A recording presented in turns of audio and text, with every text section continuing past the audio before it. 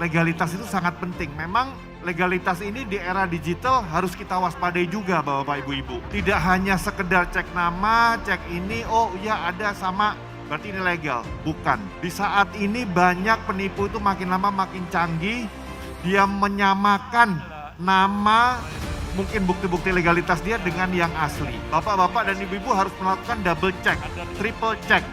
Secara waspada apakah ini benar apa adanya. Investasi yang benar harus dilakukan, yang dihindari adalah investasi yang bodong atau palsu. Kita semua tahu, resiko itu akan selalu ada di dalam setiap investasi. Kalau pengen resikonya tinggi, ya returnnya tinggi hasilnya. Tetapi yang harus dihindari adalah jangan sampai itu palsu atau bodong.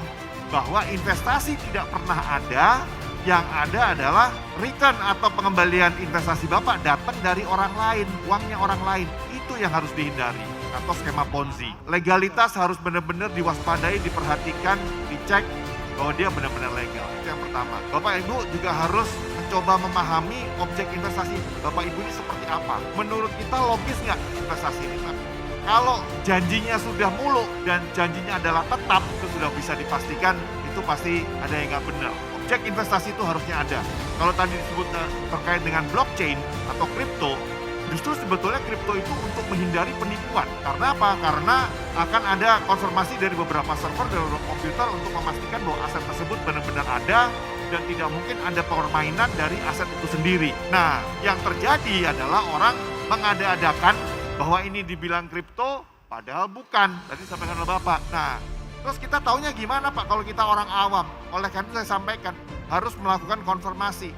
Yang paling mudah adalah kepada otoritas yang berwenang. Kalau kita bicara aset kripto, ya kepada Bapak Pti. Sebetulnya dengan berinvestasi, Bapak Ibu ini juga memiliki hak untuk mulai belajar, untuk bisa mengetahui objek dari investasi itu sendiri. Tidak hanya sekedar dengar kata influencer, tidak hanya dengar sekedar apa yang ada di YouTube, tapi cobalah untuk mempelajari. Jadi di sini pentingnya untuk mau tidak mau kita harus banyak masuk ke dalam suatu komunitas atau kepada orang-orang yang memang mengetahui dunia itu secara pasti.